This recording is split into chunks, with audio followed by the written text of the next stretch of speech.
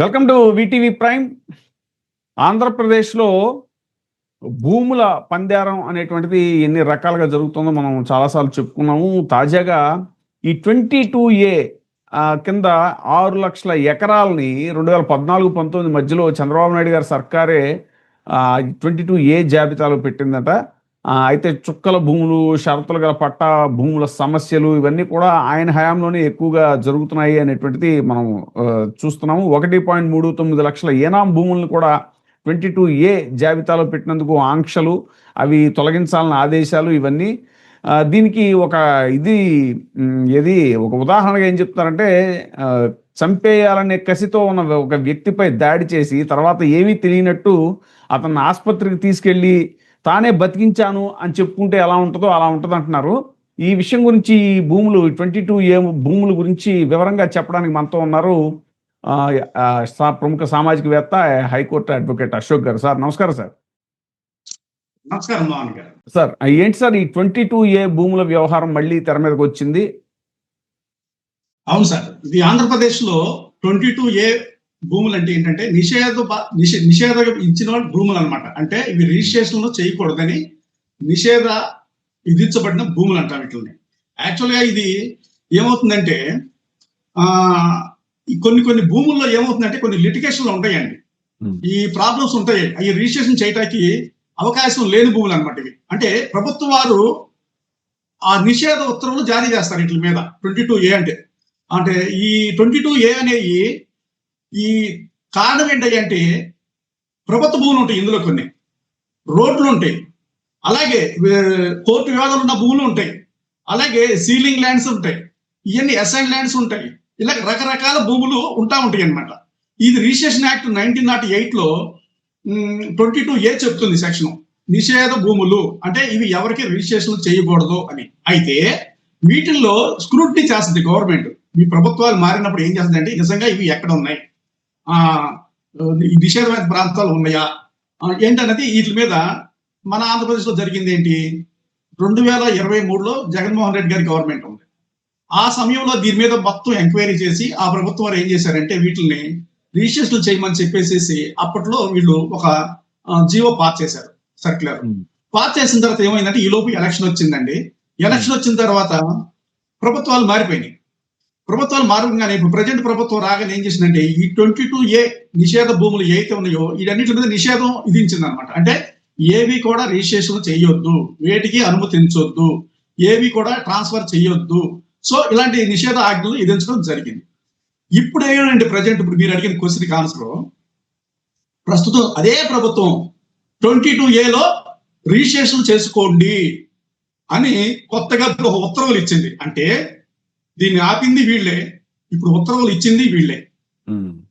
Already దీని మీద గత ప్రభుత్వం దీన్ని శుభ్రంగా రిజిస్ట్రేషన్ చేసుకోండి, అన్ని మేము స్క్రూటినీ చేశాము, అంతా మేము ఫిల్టర్ చేశాము, అన్ని పక్కాగుంటే దానికి ఉన్న ఆధారాలను బట్టి ఆ యజమానులకు ఉన్న చూపించిన ప్రూఫ్లను బట్టి కూడా పర్మిషన్ ఇవ్వడం జరిగింది.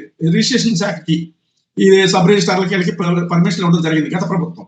కానీ ప్రజెంట్ ప్రభుత్వం గవర్నమెంట్ మారంగానే దీని మీద స్టే ఇచ్చింది అనమాట. అంటే నిషేధాజ్ఞలు జారీ చేసింది, ఎలాంటి ట్రాన్సాక్షన్స్ జరగవద్దు అని ఇచ్చి. ఇప్పుడు 2 సంవత్సరాల తర్వాత ఇదే ప్రభుత్వం ఓకే అన్ని బాగానే ఉన్నాయి, మళ్ళీ దీన్ని రిజిస్ట్రేషన్ చెయ్యండి అని ఈ రిజిస్ట్రేషన్ స్టాంప్ డ్యూటీ బాగా పెంచేసేసి ఇప్పుడు రిజిస్ట్రేషన్ చేసుకోండి అని చెప్పేసి మళ్ళీ ఒక ఉత్తర్వులు ఇవ్వడం జరిగింది ఆంధ్రప్రదేశ్ లో. ఇవేంటయ్యా అంటే ఇప్పుడు వీటిలో దేవాదాయ శాఖ భూములు ఉంటాయి, వక్ భూములు ఉంటాయి, చెరువులు ఉంటాయి, కొండలు ఉంటాయి, అసైన్ ల్యాండ్స్ ఉంటాయి, ప్రభుత్వ భూములు కూడా ఉంటాయి కొన్ని. అయితే దీని కింద కొన్ని ఫార్మాలిటీస్ ఉంటాయి అన్నమాట. ఆ ఫార్మాలిటీస్ ఫిలప్ చేసేసి మీరు రిజిస్ట్రేషన్ చేసుకోమని చెప్పేసి ఇప్పుడు ప్రజెంట్ ప్రభుత్వం వీళ్ళకి ఉత్తర్వులు ఇవ్వడం జరిగింది.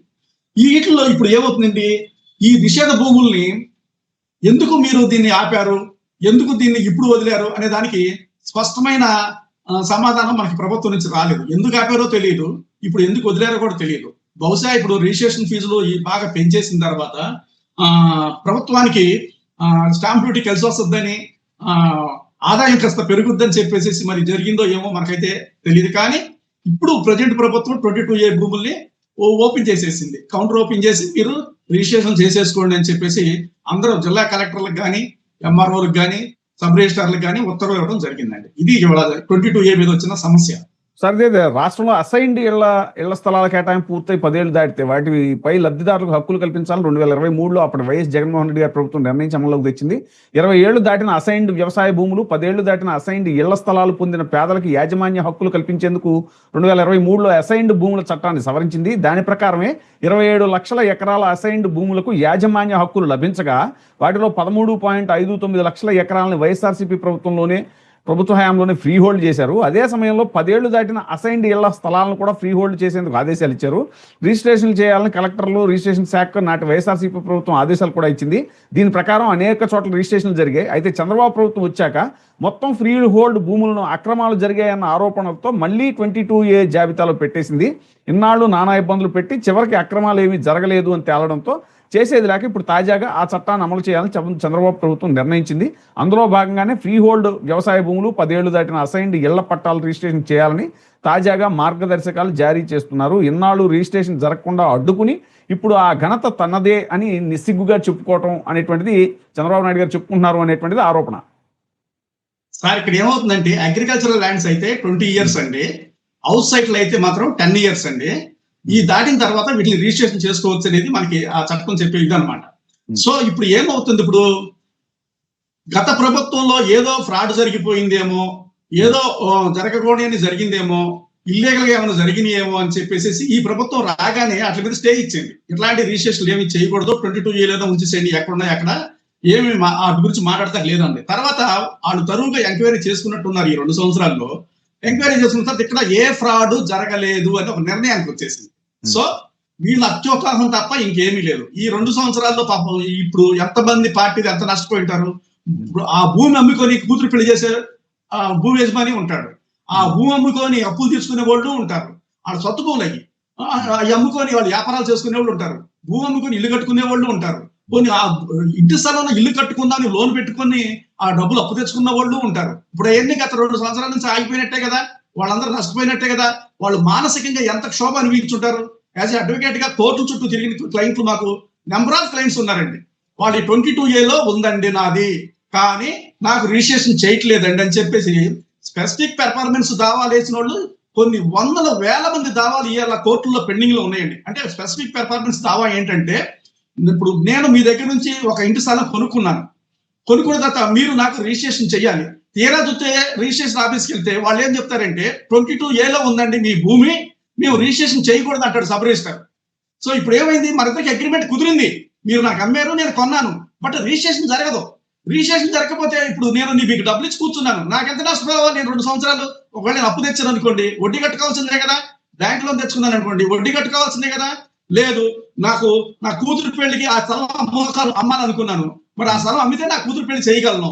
ఇప్పుడు కదా, అంటే ఈ రకంగా ప్రభుత్వాలు చేసే తప్పుడు నిర్ణయాల వల్ల పౌరులు, సిటిజన్స్ ఎంత నష్టపోతున్నారో మానసికంగాను ఆర్థికంగాను చాలా నష్టపోయారు గత 2 సంవత్సరాలు. ఇప్పుడు అంటే నా గత ప్రభుత్వం కూడా ఏంటంటే సిన్సియర్ గా చేయటమే కాదు, చేసింది చెప్పుకోవడం కూడా తెలియలేదు గత ప్రభుత్వానికి అనేటువంటిది.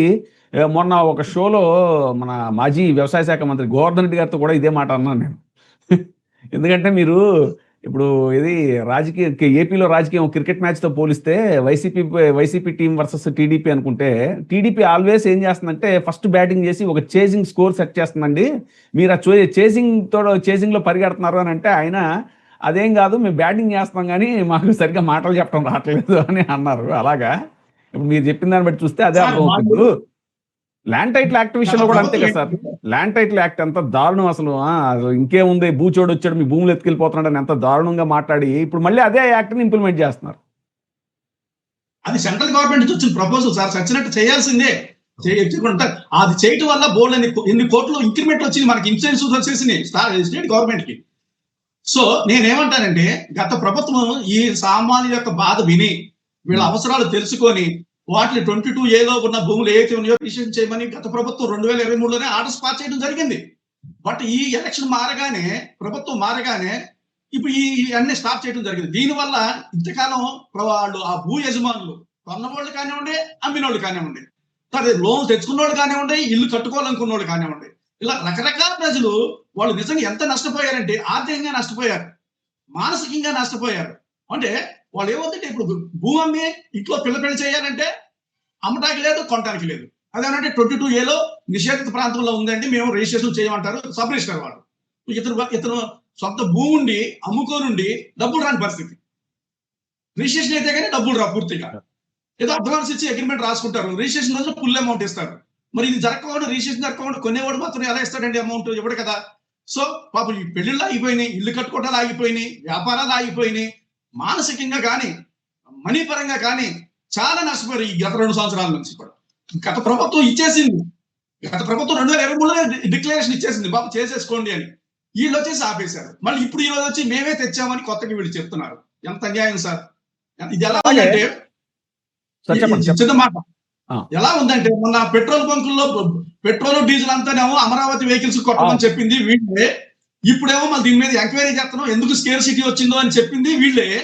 ఇలా ఉంటదన్నమాట. అంటే వీళ్ళే ఆపారు, మళ్ళీ వీళ్ళే మేము సమస్యలు పరిష్కరించామని చెప్తున్నారు.